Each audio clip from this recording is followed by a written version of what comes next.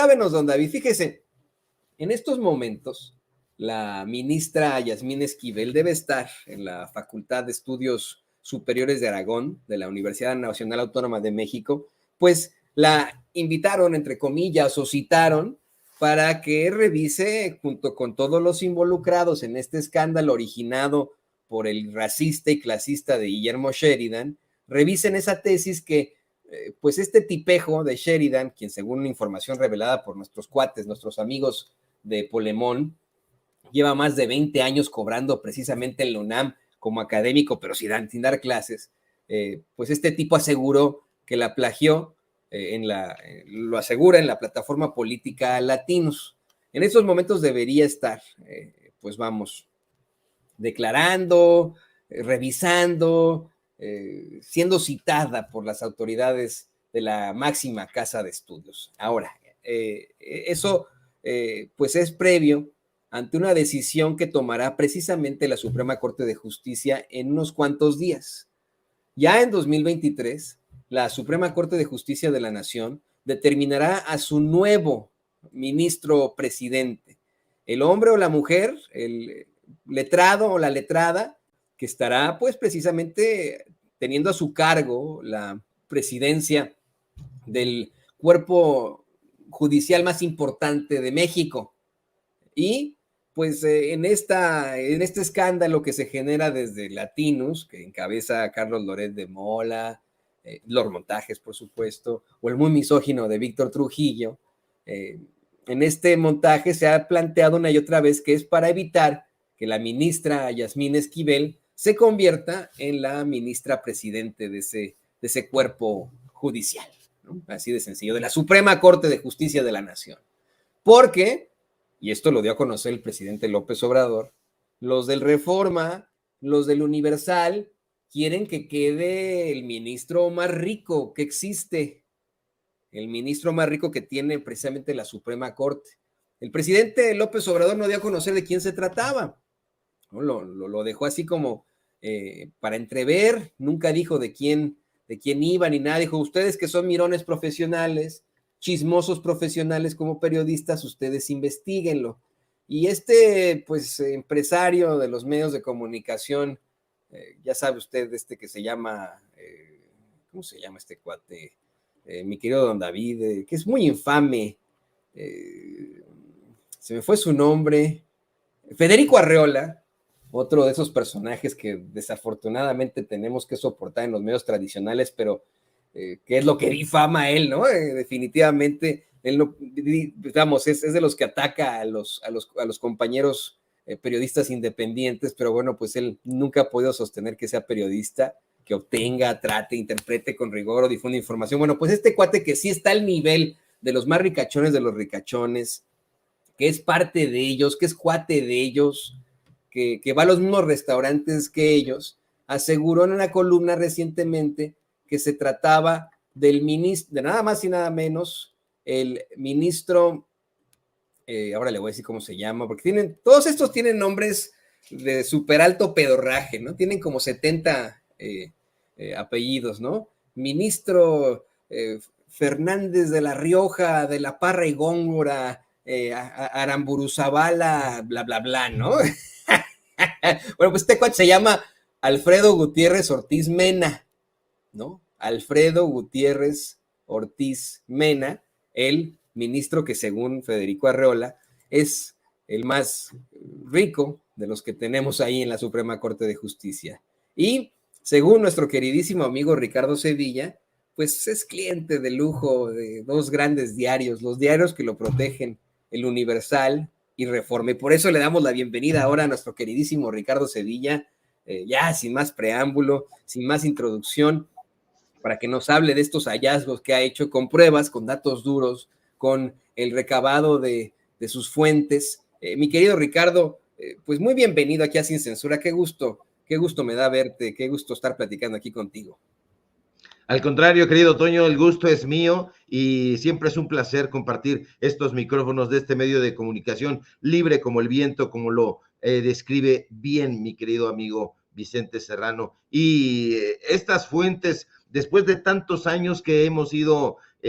acumulando a lo largo del tiempo en estos medios de comunicación corporativos, pues son amplias, son amplias. Comenzamos desde los 19 años, ya tenemos mucho, mucho, mucho recorrido. Y fíjate, Toño, que hace un tiempo tú y yo estábamos platicando precisamente del despertar de los medios de comunicación independientes, y eso se centra fundamentalmente en todos los editores, los coeditores, los fotógrafos, los diseñadores, los periodistas de a pie, que ya están hartos de trabajar en esos medios de comunicación corporativos, y fíjate que no están a gusto y nunca lo estuvieron trabajando en estas compañías que, lejos de hacer periodismo, se dedican a cuidar el negocio del patrón. De hecho, la mayoría de los periodistas nunca ha estado a gusto en esa clase de compañías disque periodísticas que le pertenecen, la mayoría, a muebleros y a usureros. Pero hoy, querido Toño, ya puede sentirse en el ambiente que pues estos personajes ya están muy, muy incómodos con la gente que está trabajando en las redacciones. Ya puede sentirse en el ambiente el hartazgo de muchos compañeros y compañeras, y el trabajo que estamos realizando en esta clase de espacios, me atrevo a decirlo, está motivando a que los compañeros, a que las compañeras periodistas nos busquen para denunciar con datos duros qué está ocurriendo, qué continúa sucediendo en los longevos y añejos medios de comunicación. Y eso nos alegra, Toño, porque eso quiere decir que medios como el Reforma, el Excelsior, el Universal, están al borde del colapso, y están al borde del colapso porque los periodistas que trabajan ahí ya están abriendo los ojos y están revelando las corruptelas en esos lugares. Y si usted se preguntaba, ya para entrar en materia, ¿por qué el periódico Reforma y el periódico El Universal defienden tanto a este magistrado que, de acuerdo con lo que presentas, habrá dicho también a mí también se me olvida su nombre, el de SDP, ¿no? Federico Arreola. Federico Arreola, exactamente, es que ha de ser, es mezquinón, Federico Arreola es bastante mezquinón y se nos olvida su nombre. Bueno, de acuerdo con Federico Arreola, este sujeto que está usted viendo en su pantalla, pues Alfredo Gutiérrez Ortiz Mena sería el magistrado más rico que está en la Suprema Corte de Justicia de la Nación, y sería el candidato de la oposición para presidir esa corte, la corte, como tú bien dices, es el máximo tribunal de México. Y unos amigos que trabajan en esos medios de comunicación nos buscaron ya muy enojados, muy exasperados, y nos dijeron que ¿por qué están defendiendo en estos medios de comunicación a este magistrado? Pues bueno, eso se debe a que el ministro es un gran cliente. Imagínate, es tan buen cliente el magistrado Ortiz Mena, que si moría la abuelita, estos sicarios de la pluma corrían inmediatamente para buscarlo y venderle una esquela al ministro. Así lo está usted viendo en su pantalla. Y nos metimos a transparencia, encontramos esta información y adicionalmente le agregamos nosotros las facturas, la factura del Reforma, que conforma parte de un tinglado de medios de comunicación, que es El Norte, El Mural y justo el Reforma. Una factura por 45,549 pesos masiva, que da un total de 52,836 pesos que pagó la Suprema Corte de Justicia por el fallecimiento en 2016 de la abuelita del magistrado. De tal suerte que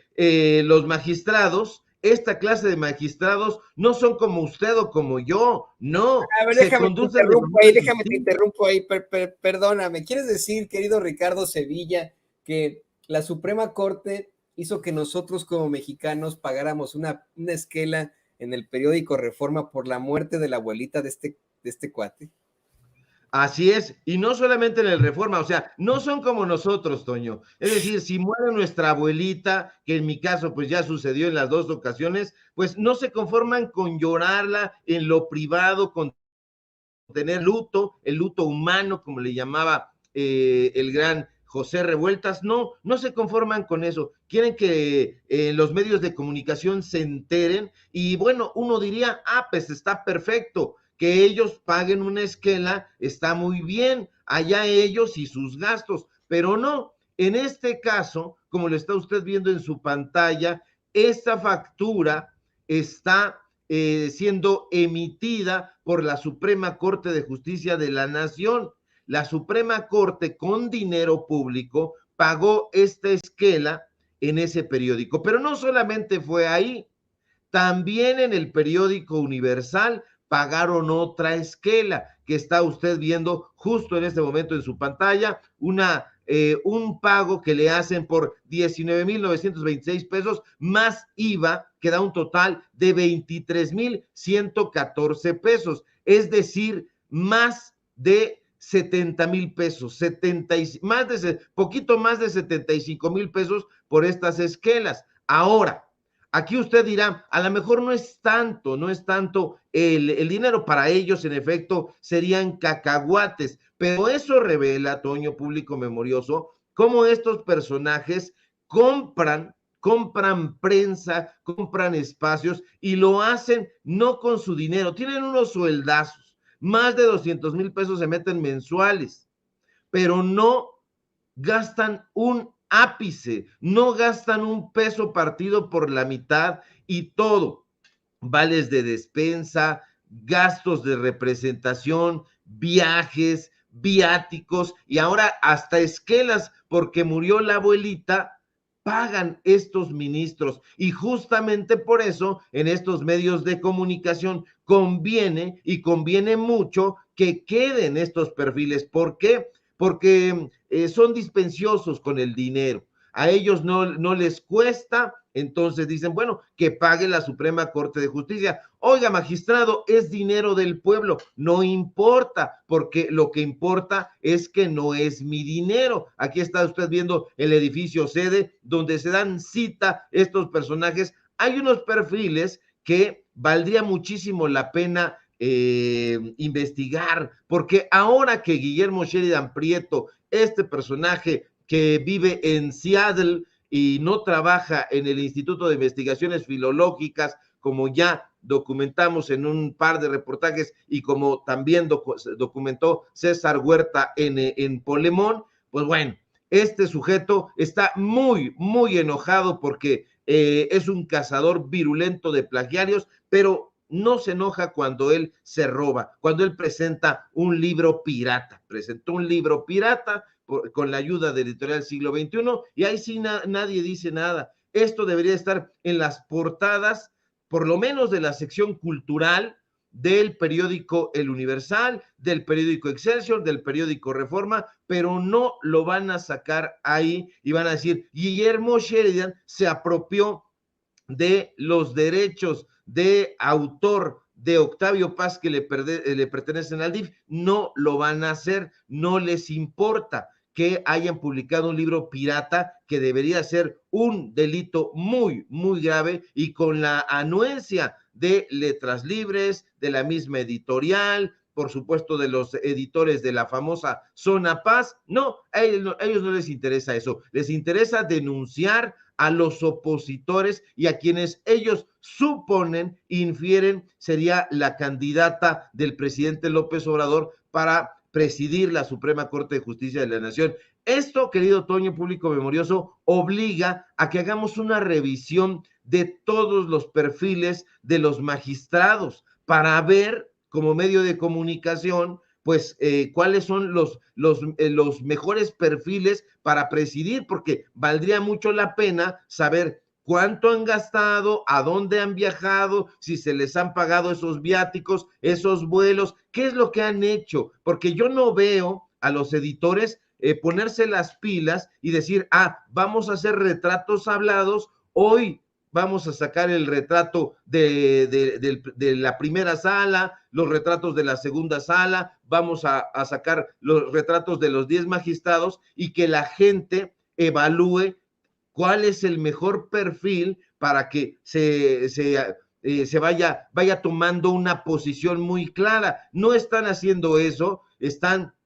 impulsando subrepticiamente a este candidato, que es Alfredo Gutiérrez Ortiz Mena, que ya dijimos que proviene de una tradición de terratenientes que tenían presencia desde la colonia en este país, trataron esclavos, hay biografías al respecto. El abuelo todavía ganó la medalla Belisario Domínguez, se la entregaron en el gobierno calderonista. Entonces hay que tener mucho cuidado con quién estamos tratando. Calderón premia al abuelo, trabaja con este magistrado, lo propone de hecho a la Suprema Corte de Justicia de la Nación, de tal suerte que todo indicaría que se trata de un magistrado de corte calderonista, tal como lo fue en su momento en el tribunal también Reyes Rivera, este sujeto que amenazó al presidente López Obrador y que después dijo, bueno, le deseó la muerte, dijo, ojalá y alguien le dé cuello, y que después dijo, me hackearon, algo sucedió con mi cuenta. Entonces hay que tener mucho cuidado con eso y sobre todo informarse. Yo le doy a usted claves muy simples para que usted se informe y no se deje engañar. Entre al portal de la Suprema Corte de Justicia de la Nación, vea las biografías de estos 10 personajes y ahí va buscando para que se vaya dando cuenta de dónde vienen, dónde trabajaron, qué hicieron, al servicio de quién estuvieron y de quién están, y así va haciendo usted su propio reportaje, porque no necesitamos, y esto lo digo a pesar de que me vayan a llover jitomatazos, no necesitamos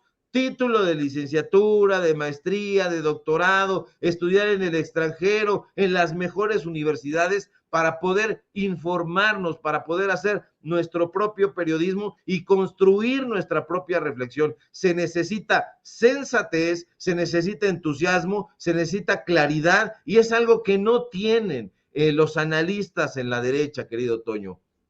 Estoy anonadado con lo que nos acaba de dar a conocer, querido Ricardo. Fíjate que yo pensé que era pues clientazo clientazo de lujo, el magistrado Gutiérrez Ortiz Mena, pues porque tenía su lana y decía, bueno, pues ahora vamos a poner esta de cual, pero no, utilizó nuestro dinero con una serie de situaciones que son verdaderamente cuestionables que ocurren en ese poder judicial. Lo acabas de decir con todas sus letras. A este ministro se le ha relacionado con el calderonismo. Hoy que el presidente López Obrador le pone otro apodo a Felipe Calderón, además del carnicero de Michoacán, el comandante Boros, y etcétera, le llama el campeón de los homicidios, pues en su sexenio aumentaron en un 200%, ¿no? Imagínense ustedes que este cuate que usted tiene en pantalla, otro calderonista, que según se reporta cuando fue director del SAT, hizo una serie de condonaciones de impuestos, quede como el ministro presidente de la Suprema Corte de Justicia de la Nación. Bueno, pues ya nos llevó la chingada, hay que decirlo en esa forma. Y mira, le voy a pedir al